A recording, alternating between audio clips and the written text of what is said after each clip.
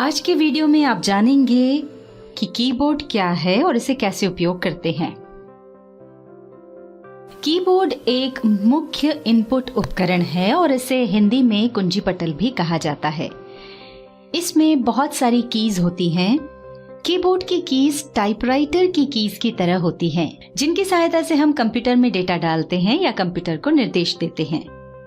एक सामान्य कीबोर्ड में लगभग 101 से 104 तक कीज होती हैं। दिखने में कीबोर्ड कई तरह के हो सकते हैं, पर इनका मूलभूत काम एक जैसा ही होता है। यहाँ पर आप सामान्य कीबोर्ड का लेआउट देख सकते हैं। जैसा कि आप देख सकते हैं कि कीबोर्ड का मुख्य भाग अक्षर और अंकों से बना होता है। इन कीज को हम अल्फाबेट और नंबर कीज बोलते हैं। इसमें कुछ विशिष्ट कीज भी होती हैं, जैसे कैप्स लॉक, शिफ्ट, एंटर इत्यादि, जो आपके काम को आसान बनाती हैं। एरो कीज की सहायता से आप डॉक्यूमेंट में दाएं बाएं ऊपर नीचे जा सकते हैं। फंक्शन कीज से अलग अलग काम किए जा सकते हैं। हम जैसे जैसे आगे बढ़ते जाएंगे आपको सभी कीज के उपयोग बताते जाएंगे। यहाँ पर हम आपको एक खास बात बताना चाहेंगे कि राइट हैंड साइड की तरफ ये जो कीज आप देख रहे हैं, ये आपको सभी कीबोर्ड्स में नहीं मिलती हैं। आइए अब आपको इन कीज का उपयोग बताते हैं। सबसे पहले हम आपको बताते हैं एस्केप की का उपयोग। एस्केप की आपके कीबोर्ड पर लेफ्ट हैंड साइड में सबसे ऊपर पहली की होती है। इसका उपयोग प्रायः किसी टास्क को कैंसिल करने के लिए किया जाता है। चलिए देखते हैं कि ये आप किस तरह कर सकते हैं। मान लीजिए आपने गलती से स्टार्ट बटन पर क्लिक कर दिया और अब आप इस ओपन हुए स्टार्ट मेन्यू को बंद करना चाहते हैं, तो उसके लिए अपने कीबोर्ड पर एस्केप की को प्रेस कर दें। ऐसा करते ही ये मेन्यू चला जाएगा। या फिर कभी गलती से माउस का राइट क्लिक प्रेस हो गया, जिससे ये पॉपअप मेन्यू सामने आ गया है और आप इस मेन्यू को हटाना चाहते हैं, तो आप एस्केप की को प्रेस कीजिए। देखिए, ऐसा करते ही पॉपअप मेन्यू चला गया। चलिए अब आगे बढ़ते हैं और आपको कैप्स लॉक, शिफ्ट, एंटर इत्यादि कीज का उपयोग करना सिखा देते हैं। इनका उपयोग प्रायः टाइपिंग के दौरान होता है, तो उसके लिए पहले हम नोटपैड ओपन कर लेते हैं। नोटपैड ओपन करने के लिए स्टार्ट बटन पर क्लिक करें, ऑल प्रोग्राम्स पर जाएं और यहां से एक्सेसरीज पर जाएं। इस पर क्लिक करने पर जो मेन्यू आपके सामने आएगा उसमें आपको नोटपैड नजर आ जाएगा। ये देखिए, यहां पर नोटपैड दिख रहा है। इस पर क्लिक कर दें। ये देखिए, नोटपैड ओपन हो गया है। यहाँ पर आप एक खड़ी डंडी ब्लिंक होती हुई देख सकते हैं। इसे कर्सर कहा जाता है। चलिए अब यहाँ पर कीज की प्रैक्टिस के लिए एक सेंटेंस टाइप कर लेते हैं। ये देखिए, यहाँ पर हमने एक सेंटेंस टाइप किया है, Ram is a good boy.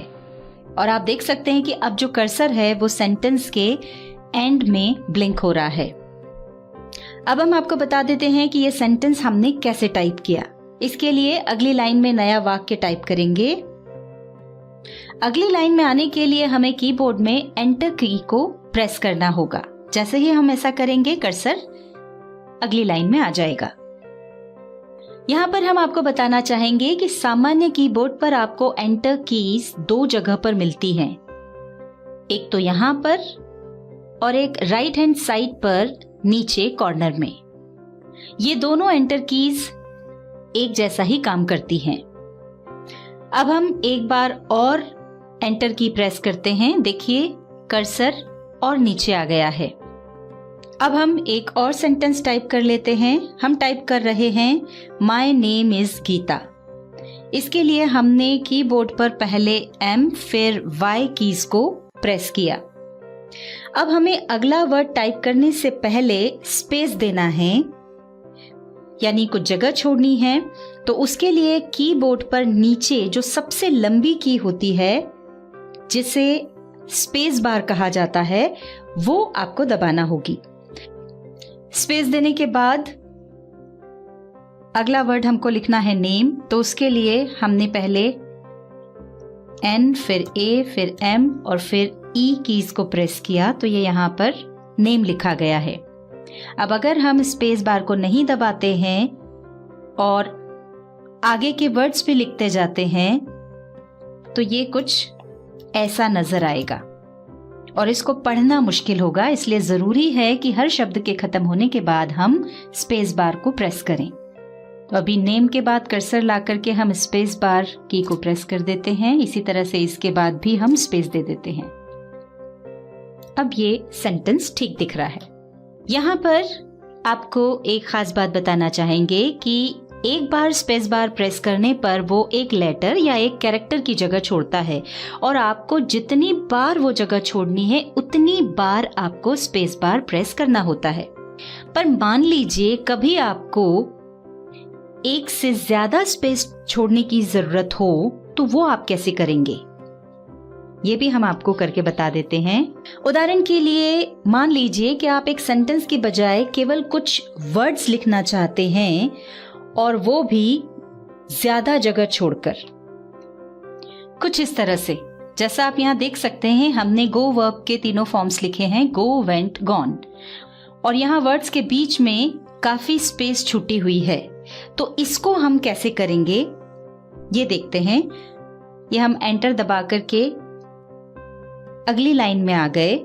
अब हमने लिखा गो और यहां पर इतना स्पेस छोड़ करके यहां हमको लिखना है वेंट। तो इसके दो तरीके हैं, या तो आप स्पेस बार दबाते हुए यहां तक आए। ये देखिए अब यहां जितनी जगह छूटी हुई है उतनी बार आपको स्पेस बार दबाना होगा। जैसा आप देख सकते हैं हर बार में एक कैरेक्टर की जगह छूटती है। तो हमको इतनी बार स्पेस बार को प्रेस करना पड़ा, तब जाकर के हम यहां जहां हमको वेंट लिखना है वहां तक पहुंचे हैं। और दूसरा तरीका ये है कि इसके लिए आप एक बार टैब की को प्रेस कर दें। ये दूसरा तरीका भी हम देख लेते हैं। वापस हम यहां पर क्लिक कर देते हैं ताकि कर्सर गो के पीछे आ जाए। अब एक ही बार में अगर हम इतना स्पेस छोड़ना चाहते हैं तो उसके लिए कीबोर्ड पर टैब की को प्रेस करें। जैसे ही हमने इसको प्रेस किया देखिए हम सीधे जहां से हमको वेंट लिखना है उस जगह पर आ गए हैं। ये हमने टाइप कर दिया वेंट। अब फिर हमको इतनी जगह छोड़नी है तो सीधे टैब की को प्रेस करेंगे और एक ही बार में हमारा कर्सर इतनी दूरी तय करके यहां पहुंच गया है। अब हम टाइप कर देंगे गॉन। तो इस तरह अगर आप ज्यादा स्पेस के साथ टाइपिंग करना चाहते हैं तो टैब की का उपयोग कर सकते हैं। अब हम आपको बताते हैं कैप्स लॉक की का उपयोग। पर उसके पहले एक महत्वपूर्ण बात बता दें। अब तक आप ये तो समझ ही गए होंगे कि कीबोर्ड कंप्यूटर का एक ऐसा हिस्सा है जिसके बिना काम करना काफी मुश्किल है। ऐसे में यदि आपके कंप्यूटर या लैपटॉप का कीबोर्ड काम करना बंद कर दे और आपको बहुत जरूरी काम करना हो तो ऐसी स्थिति में आप वर्चुअल या ऑन स्क्रीन कीबोर्ड का उपयोग कर सकते हैं। इस कीबोर्ड को माउस की सहायता से चलाया जाता है। तो चलिए हम आपको वर्चुअल कीबोर्ड की सहायता से ही कैप्स लॉक की का उपयोग दिखा देते हैं, जिससे आप वर्चुअल कीबोर्ड का उपयोग करना सीख जाएंगे, साथ ही कैप्स लॉक की का उपयोग भी अच्छे से समझ जाएंगे। तो चलिए यहाँ पर ऑन स्क्रीन कीबोर्ड यानी वर्चुअल कीबोर्ड खोल लेते हैं। उसके लिए अपने कंप्यूटर के स्टार्ट बटन पर क्लिक करें, फिर सर्च बॉक्स में टाइप करें ऑन स्क्रीन कीबोर्ड। ये देखिए ये टाइप करते ही यहां पर ऊपर ऑन स्क्रीन कीबोर्ड दिखाई दे रहा है। इस पर क्लिक करें। ऐसा करते ही देखिए ये ऑन स्क्रीन कीबोर्ड दिखाई देने लगा है। और जैसा कि हम आपको बता चुके हैं कि इस कीबोर्ड पर माउस की सहायता से टाइप किया जा सकता है, तो चलिए कुछ टाइप करके देखते हैं। ये हम अगली लाइन में कर्सर को ले आए हैं। अब कुछ लिखकर देख लेते हैं। लिखने के पहले यहाँ पर ध्यान से देखिए, ये जो ऑन स्क्रीन कीबोर्ड है इसमें अभी आप देख सकते हैं कि सारे लेटर्स स्मॉल हैं। और मान लीजिए हमें हेलो टाइप करना है और हम चाहते हैं कि सारे लेटर्स कैपिटल हो, यानी हम हेलो शब्द को कैपिटल लेटर्स में टाइप करना चाहते हैं। तो उसके लिए हम इस कीबोर्ड पर माउस से कैप्स वाली की जो नजर आ रही है उस पर क्लिक करेंगे। ऐसा करते ही आप देख सकते हैं कि ऑन स्क्रीन कीबोर्ड के सारे अल्फाबेट जो हैं वो अब कैपिटल में नजर आ रहे हैं। और इसके साथ ही आपके कंप्यूटर से अटैच किए हुए कीबोर्ड में राइट हैंड साइड पर सबसे ऊपर दिखाई दे रही 3 बत्तियों में से बीच वाली बत्ती जल जाएगी। इसका मतलब ये है कि कैप्स लॉक वाली की ऑन हो गई है। अब आप जो भी लिखेंगे वो कैपिटल लेटर्स में टाइप होगा। ध्यान रखें, प्राय ये जो बत्तियां होती हैं वो डेस्कटॉप से अटैच्ड कीबोर्ड में ही होती हैं। यहाँ ऑन स्क्रीन कीबोर्ड की सहायता से हेलो टाइप करने के लिए हम पहले H पर क्लिक कर रहे हैं। ये देखिए यहाँ पर H कैपिटल लेटर में लिखा हुआ आ गया है। इसी तरह से हम बाकी लेटर्स भी टाइप कर देंगे।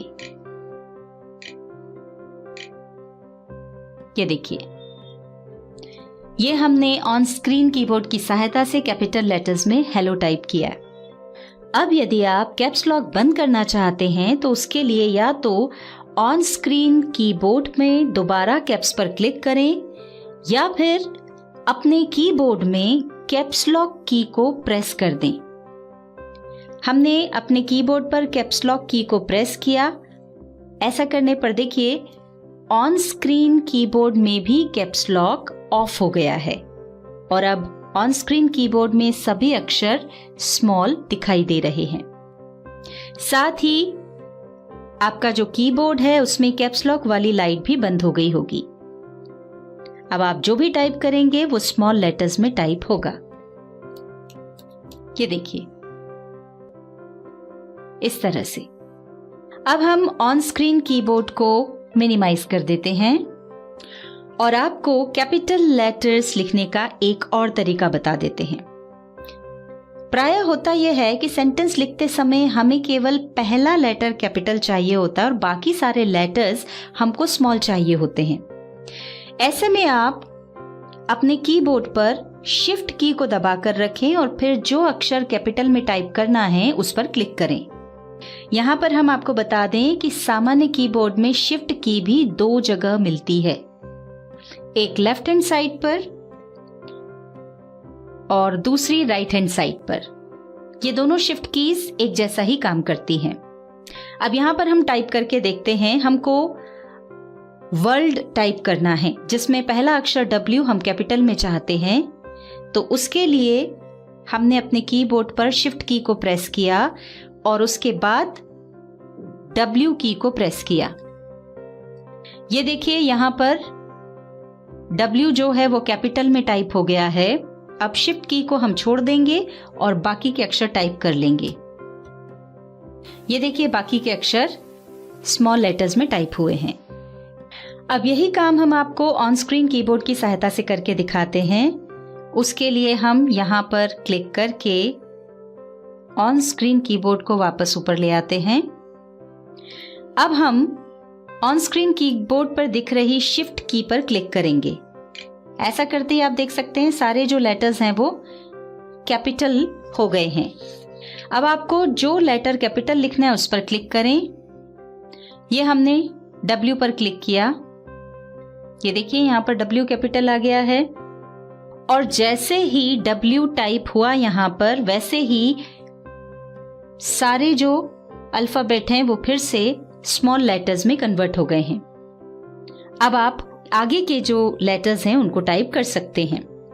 एक बात ध्यान रखें कि यदि आपको किसी शब्द या वाक्य के सभी अक्षरों को कैपिटल में लिखना हो तो कैप्स लॉक की को एक बार प्रेस करके आप ऑन कर दें, फिर जितना भी आपको लिखना हो लिख लें, सब कुछ कैपिटल लेटर्स में आएगा।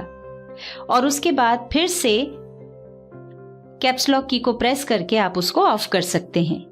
जबकि शिफ्ट की से कैपिटल लेटर्स लिखने के लिए आपको उसको दबा करके रखना होता है। अर्थात जब तक आप शिफ्ट की को दबाकर लेटर्स टाइप करेंगे वो कैपिटल लेटर्स में आएंगे। इस तरह से, और जैसे ही आप शिफ्ट की को छोड़ देंगे लेटर्स स्मॉल हो जाएंगे। आइए अब शिफ्ट की का दूसरा उपयोग देख लेते हैं। आप ऑन स्क्रीन कीबोर्ड पर देखिए, कुछ कीज हैं जिन पर 2-2 कैरेक्टर्स छपे हैं। जैसे यहाँ ऊपर वाली जो कीज हैं उसमें नीचे की ओर नंबर्स लिखे हैं और ऊपर की ओर कुछ सिंबल्स हैं। इसी तरह से लेटर्स वाली जो कीज की रो है उसमें भी कुछ कीज ऐसी हैं जिसमें 2-2 कैरेक्टर्स या 2-2 सिंबल्स छपे हैं।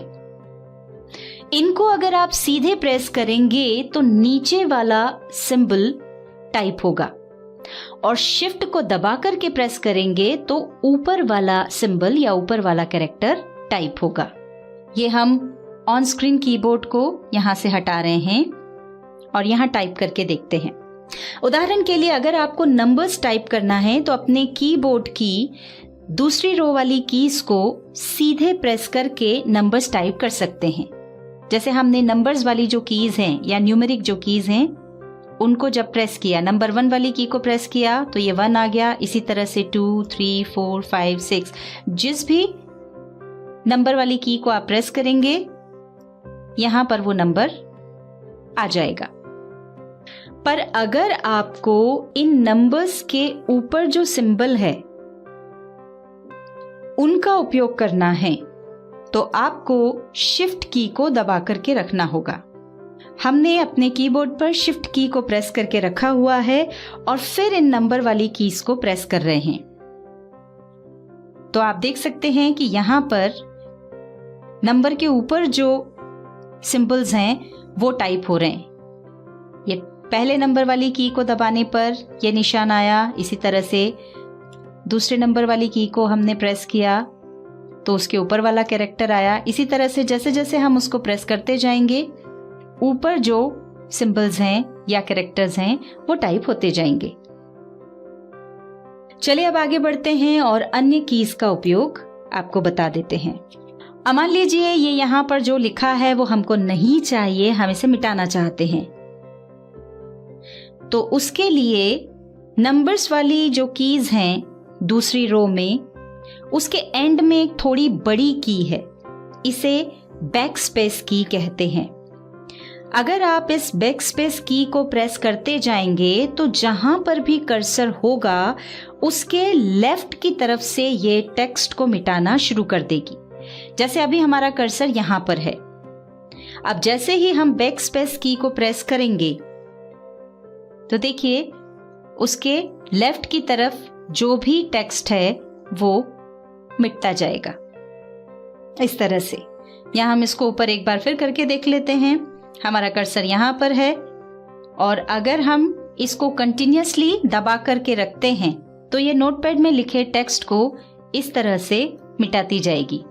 पर मान लीजिए आपको लेफ्ट की तरह से लेटर्स नहीं मिटाना है बल्कि राइट साइड से मिटाना है तो उसके लिए आप डिलीट की का उपयोग कर सकते हैं। उदाहरण के लिए यहाँ पर गीता लिखा हुआ है, इसको हटाकर हम इसकी जगह पर सारिका लिखना चाहते हैं तो उसके लिए यहाँ हमने गीता के आगे क्लिक किया। अब देखिए हमारा जो कर्सर है वो गीता के पहले आ गया है।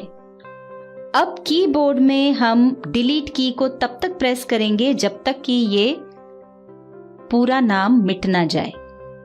तो ये देखिए हम डिलीट की को प्रेस कर रहे हैं तो इसकी राइट साइड से एक एक करके लेटर्स मिटते जा रहे हैं और ये पूरा नाम मिट गया। अब यहाँ पर हमें जो नाम चाहिए वो हम टाइप कर देते हैं।